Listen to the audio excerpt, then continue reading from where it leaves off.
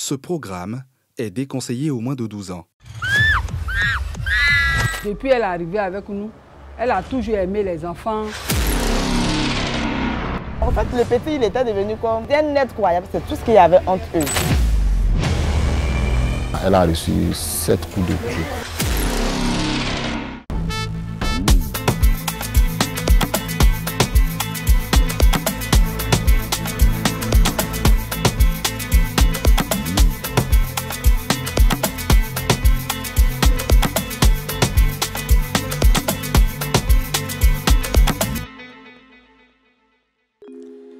Être financièrement indépendante, c'est le rêve des sœurs Doumbia, Matiani et Aminata. Elles ont ouvert une boutique de commercialisation de bijoux, une activité lucrative et florissante gérée par la Benjamin Matiani Doumbia, plus connue sous le sobriquet de Mati Bijoux sur TikTok. Seulement voilà, depuis le 2 décembre, ses clientes ne voient plus les vidéos d'elle arborant les bijoux qu'elle commercialise. Dans la nuit du vendredi au samedi 2 décembre 2023, le destin de cette jeune dame battante et pleine d'ambition a basculé de manière tragique. Doumbia Matiani, âgée seulement de 36 ans, a été découverte morte dans son appartement à Yopougon. Elle a été poignardée de 7 coups de couteau. L'auteur présumé de ce meurtre n'est rien d'autre que son protégé, celui qu'elle considérait comme son fils.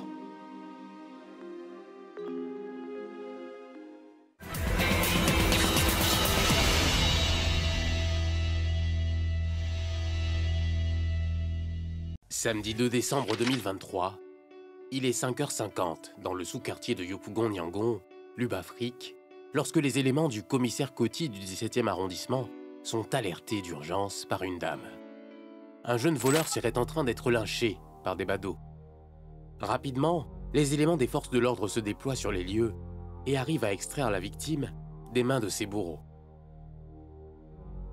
Mais ce qu'ils ignoraient, en ce moment précis, c'est qu'ils venaient de prendre dans leurs mailles un criminel.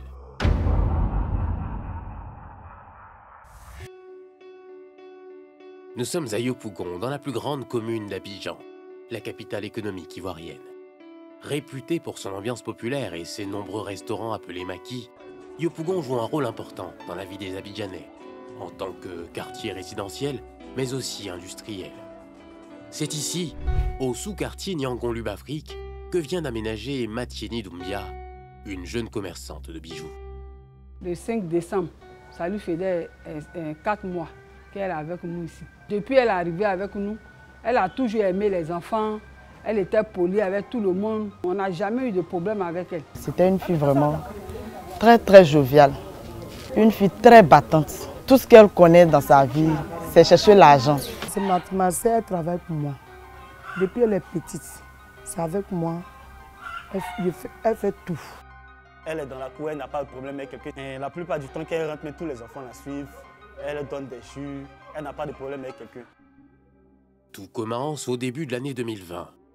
Doumbia Matiani en couple voit son conjoint partir à l'aventure. Désormais seule et sans enfant, elle s'installe dans un studio à Yopougon, aux alentours du CHU. C'est là qu'elle fait la connaissance de Soud Arel Pedrock, un adolescent de 13 ans, plus connu sous le nom de David. Elle a dit qu'on a un petit dans la cour là-bas. Le petit fait vraiment pitié.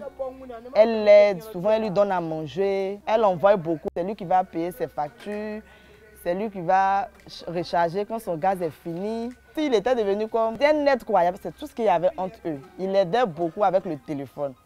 Parce que Matiani, c'est pas lire, c'est pas écrit, mais elle est très intelligente. Au fil des années, Matiani trouve en David l'enfant qu'elle aurait aimé avoir. Très rapidement, une relation mère et fils s'installe entre les deux.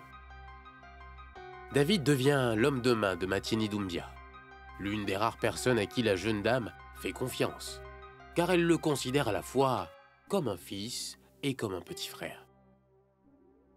Elle dit que c'est un enfant qui s'est collé à moi, donc je le prends comme mon petit frère, je veux l'aider. Et c'est avec l'aide de ce petit frère, d'une autre mère, qu'elle déménage en 2023 dans le sous-quartier Niangon-Lubafrique. Séparés désormais, parce que n'habitant plus la même cour, Matieni garde toujours de bonnes relations avec David. De temps à autre, David passe par le nouvel appartement de Matieni pour faire les courses de cette dernière. Elle lui parle souvent de ses journées à la boutique, de son commerce florissant, une proximité qui va lui coûter la vie.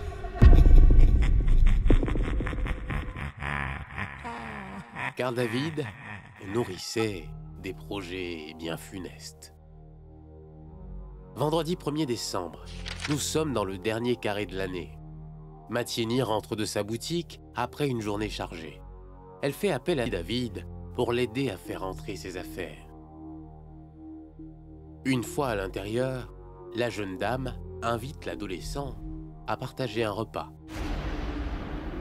Il était avec la dame aux environs de 23 heures. Quand ils ont fini de manger et il a fini de la droguer, elle est venue devant la porte, elle a laissé devant la porte et elle a dit au revoir. Pour elle, le petit est parti. Pourtant, il était arrêté dans le noir là.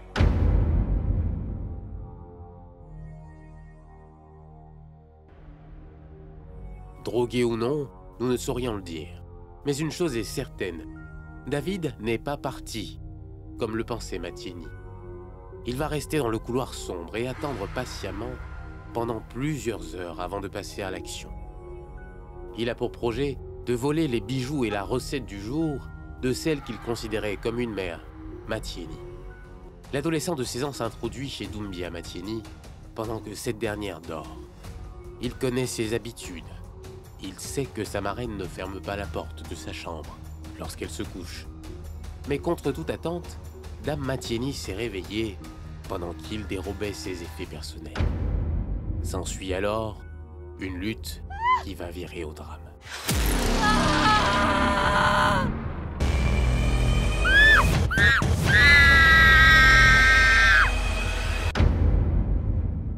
Le vendredi, le petit était ici avec la dame. On allait se coucher, on se réveille à 5 h du matin. On nous dit que la voisine a été agressée. On a frappé à la porte, on a frappé. Personne ne répond. J'entendais voleur, il est dedans. Donc je suis sorti rapidement et c'est là que j'ai demandé aux voisins et ils m'ont dit qu'il y a un voleur dans la maison de l'une des voisines. Sans attendre la police, Seka, le voisin, vole au secours de la voisine. Une voisine en détresse, mais ses efforts pour accéder à la maison restent vains. J'ai essayé de défoncer la porte, je ne pouvais pas. J'ai essayé de chercher un espace où je pouvais rentrer pour essayer d'attraper le voleur. Mais il n'y avait pas d'espace. Donc j'ai essayé de négocier avec le voleur en lui disant de ne rien faire. Parce qu'on essayait d'appeler la voisine, mais elle ne répondait pas. Donc je lui ai demandé de sortir. On va essayer de régler à l'amiable. Une veillée de prière se tenait juste à l'arrière du bâtiment. Difficile donc pour les voisins d'entendre les cris de détresse de Matieni. Celle-ci ne répond pas aux alertes des voisins inquiets, peut-être pour la même raison. Ils décident d'appeler la police, pendant que l'un d'eux guette le voleur devant le portail de la jeune dame. Ce qu'ils ignoraient, c'est que Matieni vivait ses derniers instants sur Terre. Je parlais avec mon voisin, il est sorti. Il est monté sur le toit rapidement. Aussitôt, Seka alerte les riverains. S'ensuit alors une chasse à l'homme. Je l'ai vu sur le toit et j'ai crié voleur, il a paniqué. Il courait dans tous les sens. Et c'est comme ça qu'il est tombé dans la cour de quelqu'un. Et il y a mon petit qui l'a attrapé et j'ai attrapé la main du petit. Il lui a dit que c'est sa maman. David, neutralisé par les riverains, clame être le fils de Matieni, ce qui calme l'ardeur de ces derniers, prêts à en découdre avec lui. Mais lorsqu'avec la police, il retourne sur les lieux du drame, ce qu'il découvre leur donne froid dans le dos.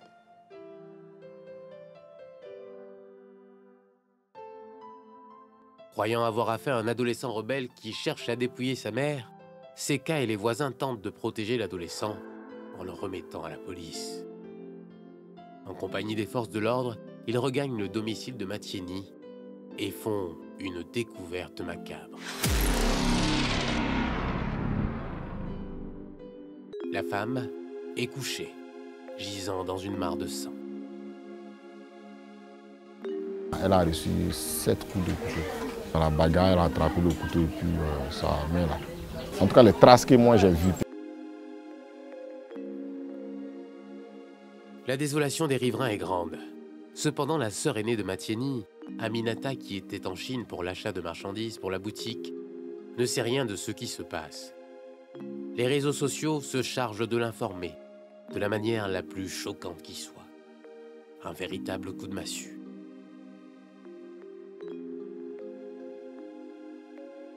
Mais il y a quel problème samedi, puis je n'arrive pas à gagner ma petite soeur. Puis il y a une fille qui a dit que quand ton magasin est fermé, qu'il n'y a personne là-bas. Ça, il a appelé quelqu'un d'autre encore, Abidjan. Il faut regarder sur Facebook, il y a quelque chose qui passe. C'était depuis le matin. Moi aussi, je ne sais pas, je me promène. Il dit ma petite soeur ne m'a pas encore répondu. J'ai perdu ma petite soeur, je ne sais pas comment il faut faire. Ça me fait très mal. Peut-être comme c'est un bon petit, il y a les gens qui disent que peut-être c'est son copain. Moi, ça m'a touché. C'est faux. L'onde de choc provoquée par la disparition brutale de Matieni, alias Mati Bijou, a suscité l'émoi et l'indignation chez beaucoup d'Ivoiriens. La colère, la tristesse, en tout cas, c'était plusieurs émotions d'un coup. Quand j'ai vu surtout que c'était un enfant de moins de 19 ans, j'étais vraiment choqué. Je demande que justice soit faite. On a confié l'enfant à la police. Il faudrait que chaque jour de sa vie, là, il regrette ce qu'il a fait. Là. Parce que s'il meurt, c'est comme si on l'a épargné d'une charge.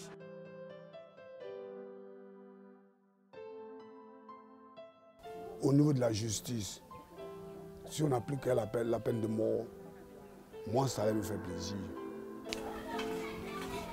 Justice pour Mati et justice pour toutes ses victimes. Parce que le petit, on aura appris que c'est un récidiviste.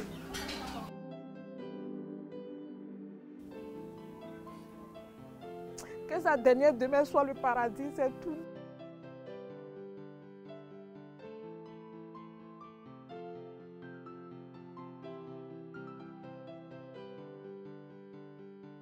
Dans une douleur indescriptible, parents, amis et connaissances ont conduit Matieni Doumbia à sa dernière demeure, le jeudi 7 décembre, au cimetière de Yopougon, où elle repose désormais.